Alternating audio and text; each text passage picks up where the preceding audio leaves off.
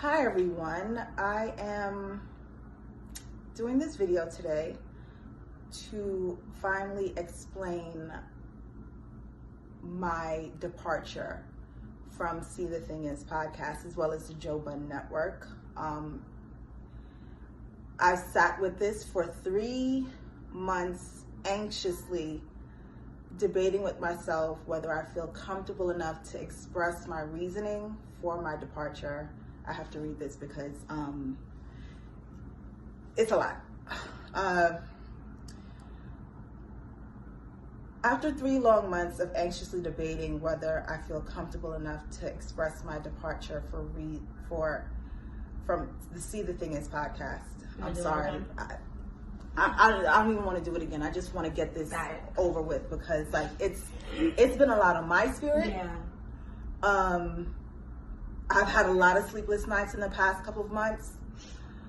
I have constant reminders of what has transpired, so I just kind of just have to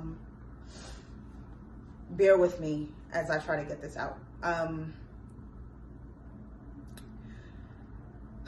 My departure from See the Thing Is podcast, as well as the Joe Budden Network, I am here today to still uncomfortable, but find the bravery to finally speak on a very embarrassing situation.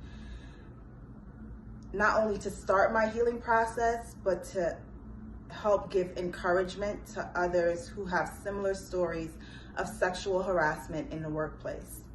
On January 18th, 2021, Joe Budden sat in on a recording of the female-led podcast I was a part of and continuously made sexual suggestive remarks to me that made me extremely uncomfortable, as well as fearful of dampening the mood if I didn't laugh along while he made those sexual remarks to me. Those moments were not only, excuse me, those moments not only live on the internet forever, it also forced me in the decision of quitting the podcast. And I'm now in a place where it was traumatizing, embarrassing, and I've decided that I have to actually speak up because not only was it important for me to walk away from it, it also is important for me to speak up, not only to help heal myself, but also to probably help others in the future and let them know that this probably wouldn't be the best situation for you to enter into working with this person. I'm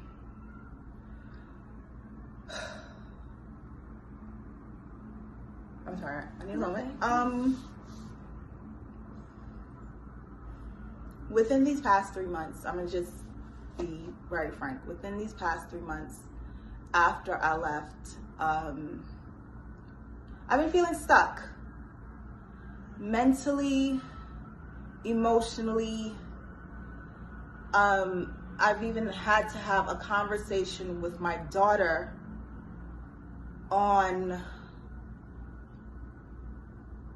why it's important for you to speak up when somebody crosses a boundary with you, because there is now footage of her mother on the internet with somebody crossing a boundary with her mother, and that's on there forever. And I want to lead by example and let her know that that is not how somebody should speak to you. And that also is a situation where if somebody does cross that line, you have to speak up. Everything that transpired in that episode happened while we were recording. Some of it was edited out. Some of it did stay in there, and I'm going to reiterate the timestamps of how everything transpired. I'm gonna go ahead and start from 13 minutes and 48 seconds. Joe calls me out by saying, "I've never reached out to him privately or personally." This information is important to this entire scenario because it proves my lack of familiarity with this person. And that is what makes everything that transpired after that so uncomfortable. Even though I tried my best to laugh through it, to not, like I said, dampen the mood of the room while we were recording.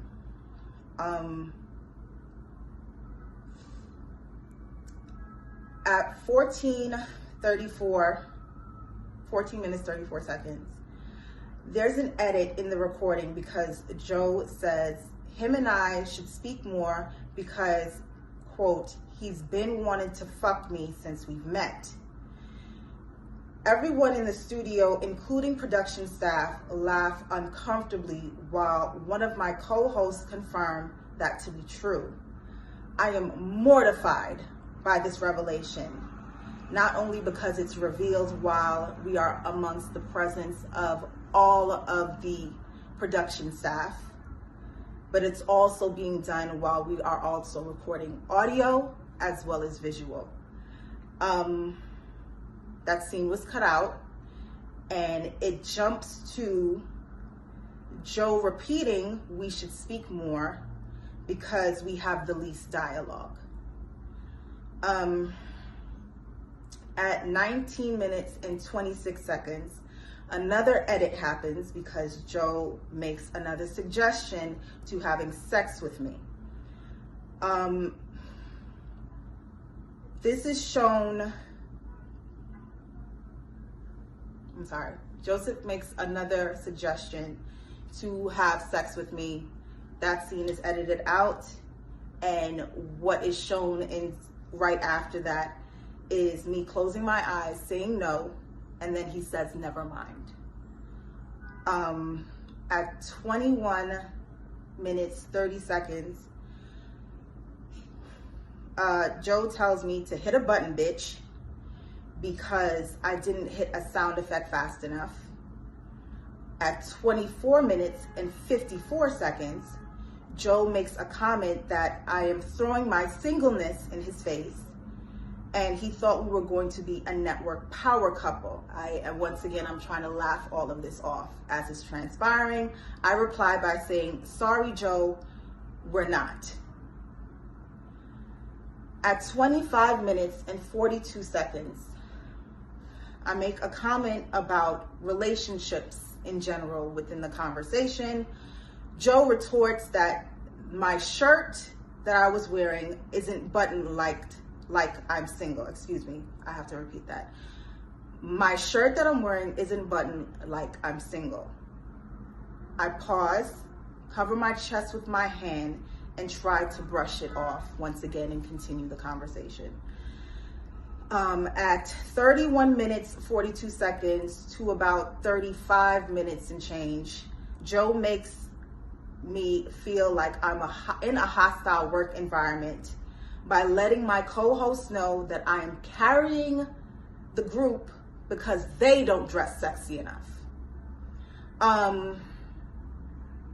Because now not only am I embarrassed for myself in being objectified, but also you're making other women that I have to work with on a regular basis uncomfortable by telling them they don't dress sexy enough. Like I said, this transpired while recording in front of cameras and in front of the entire production staff. So with that, I'm sorry.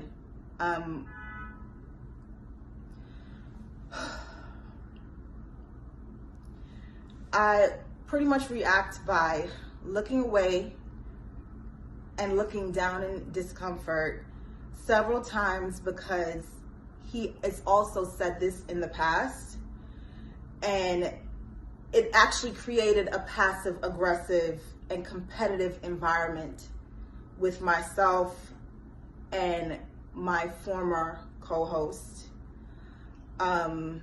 where she admittedly attempted to shut down every idea I brought to the table because it wasn't well received by Joe and Ian, his business partner. That same former castmate often relayed group chat conversations back to Joe, which I personally felt was done because she wanted to secure her spot as his favorite, because he's made it clear to the entire group that he favorites me. Fast forward, we usually take a pause for about 10 to 15 minutes during recording to kind of regroup and get to the next segment. During that break, I leave the studio to go inside of the green room where Joe is sitting there alone. He asked me if I was okay, and I just immediately said yes, to not even try to further any sort of conversation or uncomfortableness. He then tells me he's gonna come back and sit with us and just give an on-air hug to lighten the mood. I say, okay. Fast forward to 2 hours, 16 minutes, and 3 seconds into the show. Joe returns and he mentions us and just giving us our accolades as we've been doing good thus far. This scene is edited once again because, let me rephrase that, let me go back. He goes down the line to give everyone their accolades. He starts with Mandy, he goes to Bridget, and then once he gets to me, the scene is edited again because he says Olivia is unique because I want to fuck Olivia and the fans love her. That scene is edited out. Those words are edited out. But what's left there is me widening my eyes in shock and embarrassment, because after he asked if I was okay and he said he would come back to lighten the mood, I didn't think he would once again reference to wanting to have sex with me. At 2 hours, 17 minutes, and 5 seconds in the timestamp, Joe asks if he can give me an on-air hug. My co-host said yes, they insist, and I slowly get up to hug him. Still apprehensive, I give him a hug somewhat of a distance to kind of hug, no pelvis there. It's unbeknownst to me until I actually watch back the episode that he was moving his hips while he was hugging me. I laugh uncomfortably because I don't know what else to do at that point. It's nervous laughter at this point. Everyone else is like kind of chuckling, and I sit back down, and at 2 minutes, 17 seconds, and I'm trying to like just get all of this out because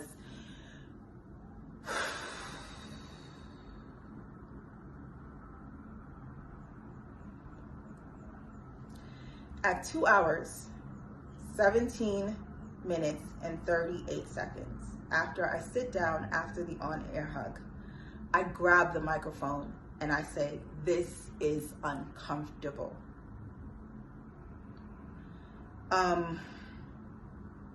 That's pretty much the end of the episode that was recorded. After the recording, Joe was asked while he was still in the room with everyone if he wanted to delete the parts where he made passes at me. He said he didn't care. As long as I'm fine with it, then the entire room pretty much looks at me and said, I just say I'm fine with it too. Feeling pressured, I say I'm fine. A few minutes later, I was called back into the studio to see if I wanted to hear the unedited version again and decide if I really want to keep it in there. I listened to it again, and in my ears, it sounded like everyone was laughing. So who am I to say this needs to be taken out? I don't have much say in this situation. I've already been belittled in this situation by being sexually harassed and objectified. Because just to break from me having these bullet points, at the end of the day, that's what sexual harassment in the workplace especially is. Belittling someone, taking away their dignity in those moments of seeing them less than. So as much we can say these are jokes, I'm an employee. I didn't have a previous rapport with this person before coming onto this podcast. I didn't have any romantic relations with him, nor did I want to at any given point in time in my life. And many would probably ask, well, if you know the history of Joe Budden, well, why would you sign on to do something like that? Let me tell you right now, if you're going to work and your intention is just to go in and do your job, it should be just that, no matter who's there. If you have no dealings with this person, they even admit to having no outside conversations with you up until that point. At no time should anybody feel comfortable enough to say anything of that nature to you. I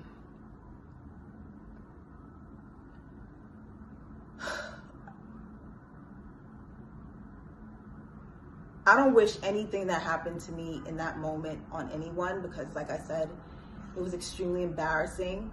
I am mortified that when people search Olivia Dope, the brand that I've spent 10 years at least building, that comes up.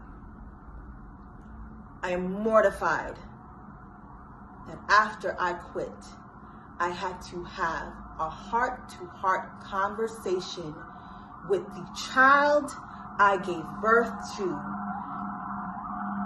I'm sorry, it's not this fast. It's New York.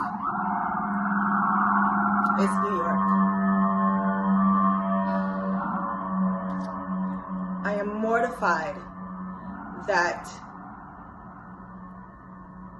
I had to have a conversation with the child that I gave birth to, because she can find it on the internet. Her friends can find it her teachers can find it on the internet and say, look, that's your mother being belittled and sexually harassed and called a bitch. And I had to explain to her that is not how someone speaks to you. And told her, if someone does do that, you have to speak up. But I didn't myself speak up until this point. So I was being a hypocrite. How can I tell my child, when someone sexually harasses you, you have to tell someone you have to speak up, and I'm not doing the same thing? So that is literally why I'm here today, to speak up for myself, start my healing process, like I said, and continue on with using my voice. There was attempts to intimidate, attempts to silence me. I can't be silenced. I absolutely cannot. After listening to the recording again, Joe wasn't there. I listened to the recording with some of the production staff members. Once again, everyone, chuckles. So I'm like, well, I mean, if everybody's chuckling, just keep that in there. It wasn't until one of my castmates, Mandy, informs me that although the audio sounds funny, I looked uncomfortable. She looked over me and she saw that I was uncomfortable. So she suggested that we shouldn't keep those moments in the episode. And I agreed because I was uncomfortable. So they were edited out.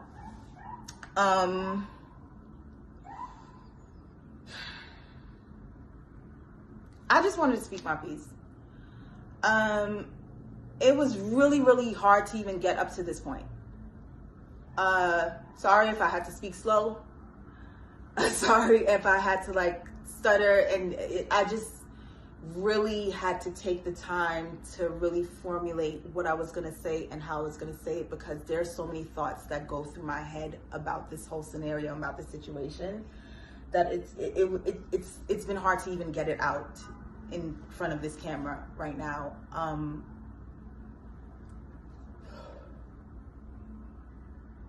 At this point in time, I just recommend any woman that thinks about working with this person in any capacity, please think again.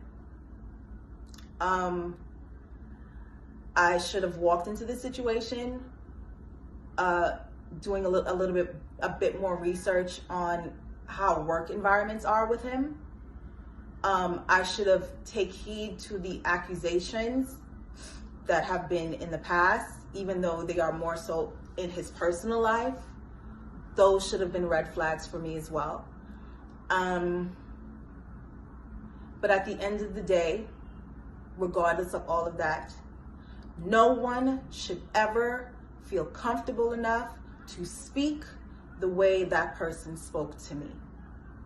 Ever. No one should ever feel comfortable enough to make a workplace environment completely hostile and toxic the way that person did. No one should ever feel like they can be sexually explicit and suggestive, not only to you while you're coming in just trying to work, but also in front of the entire production staff to belittle you. It should never happen. After I left, once I decided to quit, I informed my lawyer. My lawyer got on a phone call with his lawyer and informed his lawyer that these are the reasons why my client is leaving this network. She will not be returning. Once my lawyer informed his lawyer, I then informed my castmates via text, explaining to them that I am not built for the Joe Budden network. My apologies to them, but I've prayed on it, I've meditated on it, but this is just not the right fit for me. No one responded in that moment, and I was removed from the group chat. But I did speak to both of them a week after. Also, after my departure, Joe then went on his podcast and made this statement. Excuse me, hold on one second.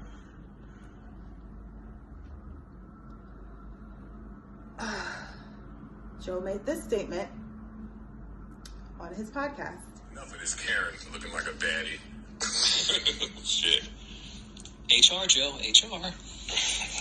I need to be like Ross. See, if Ross, was you ever hiring women? Nah, I want to fuck the bitches. The funniest part ever. Shout out to Ross. Isn't it? No, he said it. I'm about to say, that was like almost a direct quote. He said that shit.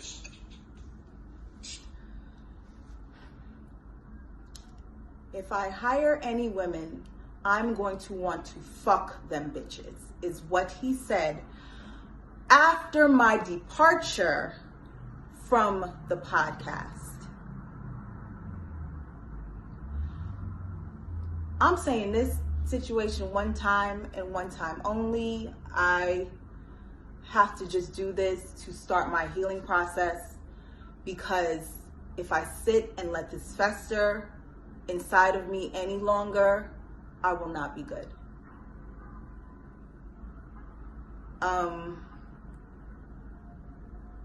I don't even know what to say at this point. I pretty much said my piece. I'm pretty sure I'm going to take a social media break after this, because, yeah, I wish everybody love, peace, and that's it.